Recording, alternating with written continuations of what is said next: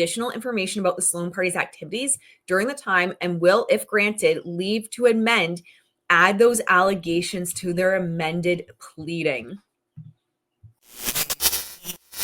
This video is going to get no reach, but I refuse to be silenced, and I refuse.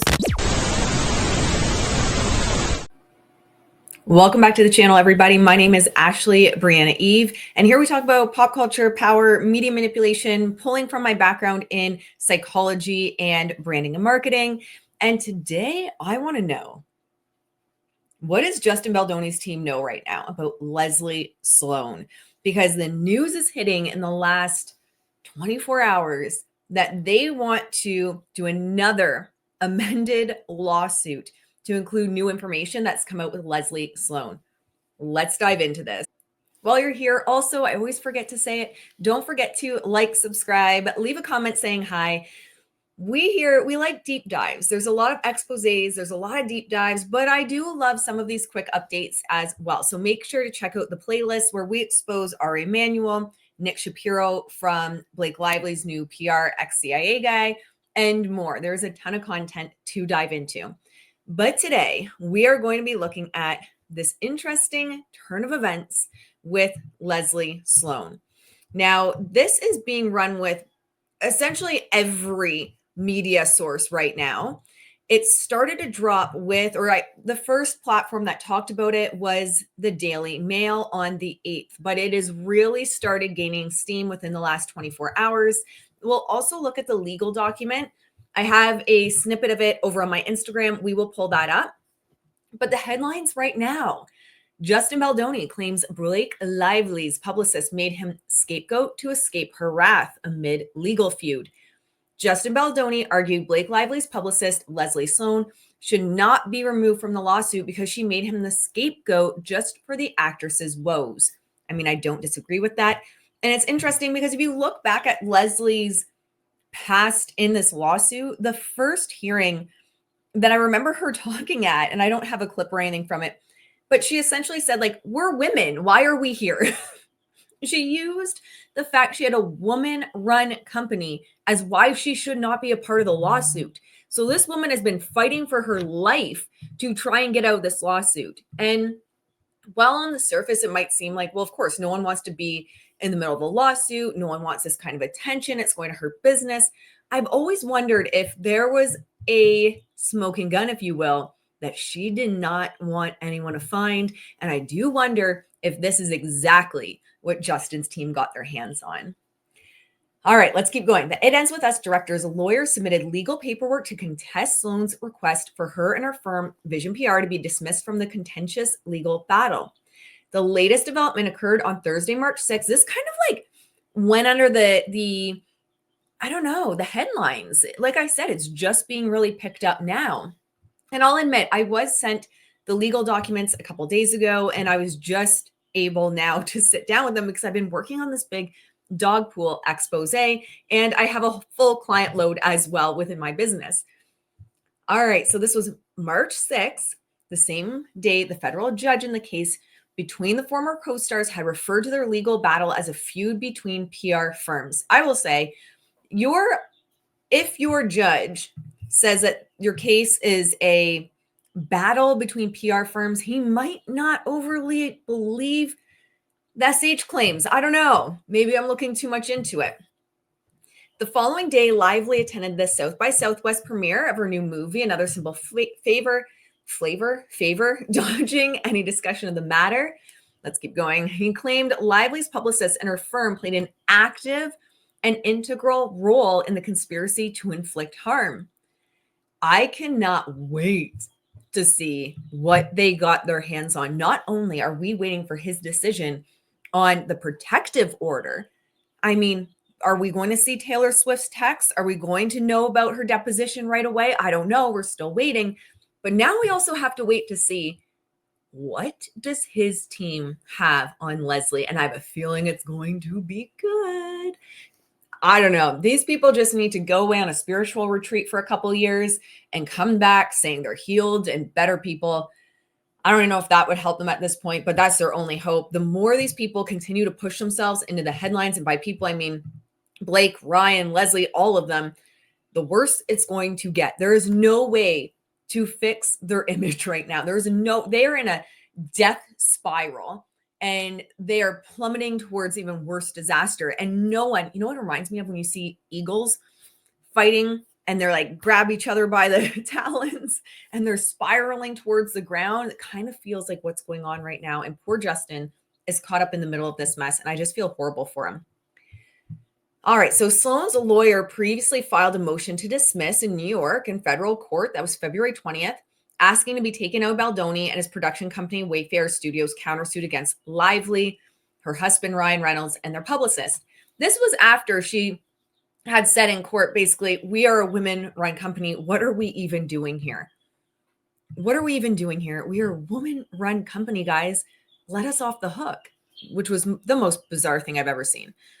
Well, I mean, that's being a little facetious, but in the memorandum of opposition from Baldoni's side, he claimed that Sloan conspired with Lively, her husband, Ryan Reynolds, and the New York Times to make scapegoats of the Wayfair parties for Lively's woes. I am dying, guys. I'm impatient as it is. I have ADHD, but this is going to keep me up at night. Baldoni's side dramatically alleges, and I know some people in the community take issue with the word dramatically, and I agree. Not a huge fan of it. I think, he's just defending himself. I don't know why it has to be dramatic when someone's defending themselves. Baldoni's side dramatically alleges that it was all in a desperate effort to salvage Lively's reputation and escape her wrath. This is essentially what we've all been saying on the internet all along, is it looked like she was trying to blame someone for her bad PR. And she couldn't take responsibility for it. But I feel, and I'm open to being proven wrong when it comes out, I feel this might prove that it wasn't that she just couldn't believe that the public doesn't like her, right? This almost seems like it was a conspiracy of shit, the public hates you, let's blame it on Justin. So it'll be really interesting to see how this plays out and what comes out for this, because I would say that is the difference between how all of us, including myself, have viewed this as maybe she's just got so much of an ego that she can't admit she was wrong. She can't admit people don't like her, but this kind of makes it seem more of a conspiracy. I'm curious to see if we ever get actual criminal charges in this. I'm not a lawyer. I don't even play one on TV, but this feels like something that could be criminal charges. If you're a lawyer, let me know in the comments. Baldoni claims Sloan and her PR firm worked for months to drop breadcrumbs and hints of sinister allegations to the public while secretly feeding falsehoods to any reporter who would listen. We all saw that in real time. It was her side that made things look really sketchy. It was her side and her angle on everything that made everyone go, what is going on here? And then she turns around and blames him. His side also named the New York Times reporter who penned the December 21st article on Lively's SH and smear campaign complaint. Baldoni's team went on to sue the news outlet for $250 million on New Year's Eve. As a direct result of their actions, Baldoni claimed that he and those on his team have been damaged beyond measure. Their reputations are destroyed, their businesses lie in tatters, and their own film was taken from them, the legal document read. All right, let's swing over to the legal document I have a snippet of. This, we are going to go over to my Instagram, Ashley Brianna Eve, because I posted this snippet last night. I could not do another video, guys. I was exhausted. All right, this is a snippet that I've had multiple community members send over to me. At the premiere of the film, approached in the summer of 2024, Lively told Sony that she and the rest of the cast would not participate in any marketing or promotion of the film alongside Baldoni, deliberately creating the false impression that Baldoni had committed some serious offense. I agree. On information and belief, Sloan was throughout this time working to spread false and defamatory allegations against the Wayfair parties to members of the press. Doesn't even surprise me. Both defaming the Wayfair parties and serving as the muscle behind Lively's coercive threats. Upon information and belief, this began well before the backlash against Lively for her wrong-headed marketing efforts for the film, not to mention the self-promotions of her own alcohol and hair care brands. It was a disaster of marketing. I just feel, however, that no one can tell Blake what to do.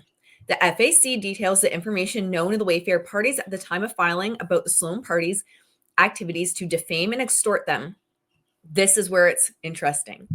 Since filing the first amended complaint, the Wayfair parties have obtained additional information about the Sloan party's activities during the time and will, if granted, leave to amend, add those allegations to their amended pleading.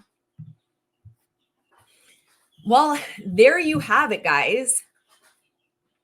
I know someone was very offended by me saying guys the other day on one of my videos. It is how I speak. I do not change who I am to make people happy. People are going to love you and hate you for the same reasons. That is the best advice I can give you guys, whether in business, whether in life. People are going to love you and hate you for the same reasons. People will leave me messages telling me to get a lint roller. I rubbed my husky puppy all over me right before this. Rubbed him all over. I put it on Instagram just to really, get people upset over the fact I have dog hair on me. However, one thing I will say about this channel, if you are desiring to stick here and hang out, is who I am is who I am. Take me or leave me. It is who I be. I run a farm. I have dogs. There's going, some days there's going to be probably straw on me, especially with spring coming up, and I'm going to want to be out with my animals. But, there's always going to be dog hair on me, and I'm not getting a lint roller. All right, let's see if anything else is coming out about this. So in looking at other articles that are coming out, my friends, I'm not seeing anything different on different platforms. Deadline goes a little bit further into the past. So long rep by Sloan Lively declared that a vicious social media campaign was set up against her by Nathan's tag firm and Able in the lead up to It Ends With Us August 2024 debut, to defang possible stories of alleged misconduct by Baldoni and others in the Sony distributed film. So they just go a little bit further back and address that basically Blake's side is saying, well, no, Justin was doing it and we're just responding to it. He had launched this Astroturfing, Blake's side had claimed this Astroturfing campaign to retaliate against these SH allegations. But everyone, as soon as all this evidence came out, started saying that it kind of looked like they were just responding to what Blake was doing. And so it's going to be really interesting. I wonder if that's the piece that's going to come out is, after all, like there is proof that Justin's team and hiring a PR crisis team was in fact just responding because they have proof that all along Blake, Leslie, and co. was conspiring to take Justin down and blame her bad press on him. This just gets wilder by the day. I have seen some theories online. A lot of people are saying they think this case will settle before depositions, especially if there's no protective order on someone like Taylor Swift. I tend to agree that that's probably the most likely situation.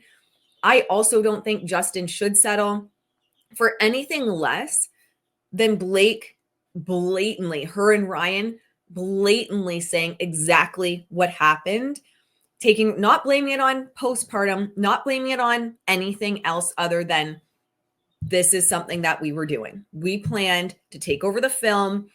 We conspired with Leslie Sloan to create these allegations, to blame things on him in the hopes of, allegedly, this is all allegedly, taking over the second version of it, or the second book of It Ends With Us, or It Starts With Us, whatever it's called. I imagine he would not settle for anything less, and he should not settle for anything less. I want to hear your opinions in the comments, but I feel he should not settle for anything less because at the end of the day, allegations of SH and everything that Blake threw at him destroyed his career. And while I do believe he has the ability to come back from this because he has such a huge following, I personally, if that was me, if I can't say as a lawyer, I would tell him this. Of course not. I'm not a lawyer. As a human being, if someone had done to me what Blake has done to him, the only way I would settle is full disclosure on what the plan was, them owning up to it, them taking responsibility for it, and then paying me for damages on top of it. The $400 million. There, you can protect your text messages between you and Leslie and you and Taylor, but these are my terms. I don't think he should settle for anything less, but I have a feeling she's going to at least try before depositions, especially that protective order isn't granted, because Taylor Swift will have a knipshit, an absolute knipshit if she is deposed in this, because I know Swifties don't want to agree, but I do think that her fingers were in it a little bit more than what people realize. I also have a little bit of a wild theory. I've seen other people talking about this a couple months ago as well online, that maybe Taylor was the body of Lady Pool, because it was just Blake's voice. And every time I watch Lady Pool, I've never seen the movie, but I've watched clips, right? Every time I watch Lady Pool walk, it reminds me of Taylor strutting down the stage in her concert. So I don't know. I do think her fingers are more involved in this whole Blake Ryan world than we currently are aware, which would also make sense because Taylor also kept pushing the Deadpool movie. And I've never seen, like, not kept in sense of every day, but she was promoting it in her stories, which I found weird because I've never really seen her do things like that before. But anyway, let me know what you think in the comments. Welcome to all the new community members from Flossom Talk. It is such a great community here. Please make yourself at home. We do a combination of live streams, which are more kind of roundups on all the trending topics. So it's more of like a big hangout. Our live stream here is piss off a lot of people that aren't meant to be here, but it's really just a hangout, as if we were all hanging out in my living room with a cup of coffee, the dogs running around, and chatting about all the headlines. There's really not a huge structure to them, but you're also going to get a ton of exposés, go through the old videos as well. There's a lot of exposés here and pre-recorded content. On days we run a farm, I have multiple businesses, full client load. On days I can't go live, I always make sure to get you something updating you on what's going on in pop culture. All right, guys, I'll see you in the next one. Bye. What I found, nobody wants to hear.